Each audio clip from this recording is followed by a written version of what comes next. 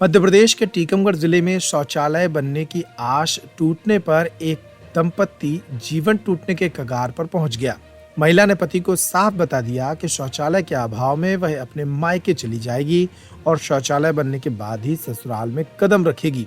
दूसरी तरफ पति का कहना है कि वह गरीब है और इतना पैसा नहीं है कि वह तुरंत शौचालय बनवा सके। दरअसल प्रेम विवाह के बाद एक नवविवाहिता बच्चों सहित अपनी ससुराल चंद्रपुरा गांव पहुंची तो वहां टॉयलेट नहीं होने पर वह नाराज हो गई। ये कहानी अक्षय कुमार की फिल्म टॉयलेट एक प्रेम कथा से मिलती जुलती है।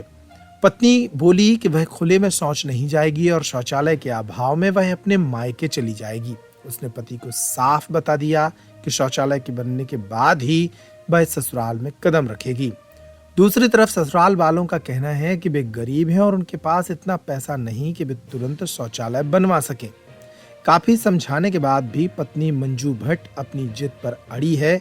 पत्नी की जिद पूरी करने के लिए राकेश भट्ट ने सरकारी योजना के तहत शौचालय बनवाने के लिए ग्राम पंचायत में आवेदन दिया, जिस पर कोई कार्रवाई नहीं होने पर राकेश भट्ट जनपद पंचायत कार्यालय पहुंचा, जहां अधिकारियों ने उससे कहा कि ग्राम पंचायत से लिखवा कर लाए, तभी उसका शौचालय निर्माण सूची में नाम जोड़ा जाएगा।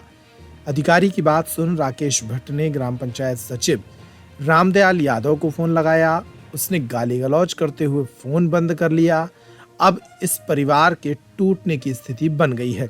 सुनिए पति पत्नी ने शौचालय से जुड़ी इस कथा को कैसे बताया। सिकट्टी ने मना कर दी तो हमारे घर में दोनों जने में झगड़ा होने लगा। फिर रिश्ते पे बात टूटने पे आने लगी। रिश्ता तो आप रिश्ता क्यों तोड़ रहे हैं? हम इसलिए तोड़ रहे हैं कि हमारे घर में शौचालय नहीं है, हमें बाहर जाने पड़ता है, तो शौचालय करने के लिए तो हमें शर्म भी लगती है, तो इसलिए हम तोड़ रहे हैं। समस्या ये है कि हमारे कुछ समय पहले हमारा प्रेम विवाह हुआ था। उसके बाद हम लोग बाहर काम के लिए चले गए। अभी लगभग 2-2.5 महीने पहले जब हम लोग बाहर से आए लौट के, तो हमारे घर पे कोई भी सुविधा नहीं थी, जैसे कि शौचालय वगैरह।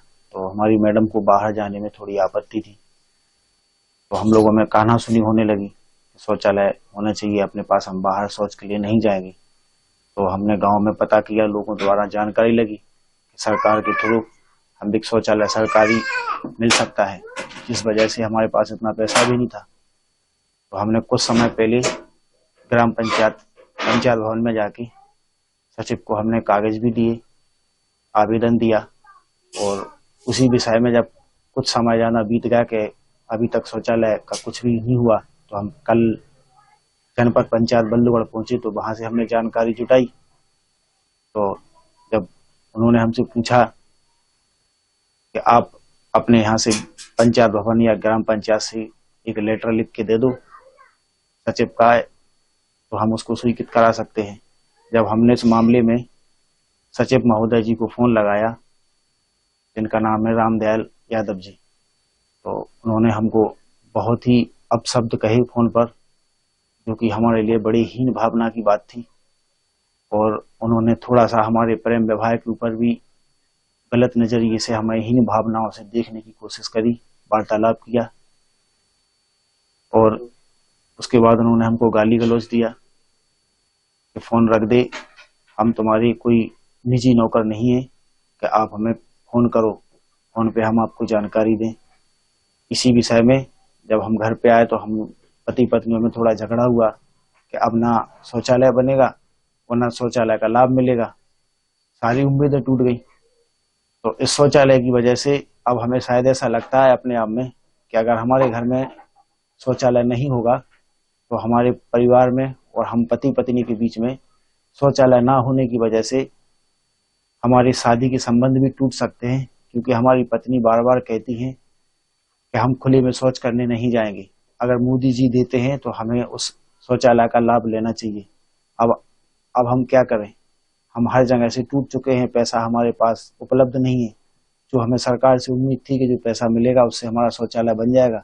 वहीं इस पूरे मामले में जनपद पंचायत सीईओ का कहना है कि शौचालय निर्माण के मामले में जांच कर आवश्यक कार्रवाई की जा रही है। सचिव ग्राम पंचायत चंद्रपुरा की किसी हितग्राही से बात करते समय ऑडियो वायरल हुआ है, जिसमें अभद्र भाषा के प्रयोग किया जाना पाया गया। वो आवाज किसकी है इसकी पुष्टि नहीं हो पा रही है।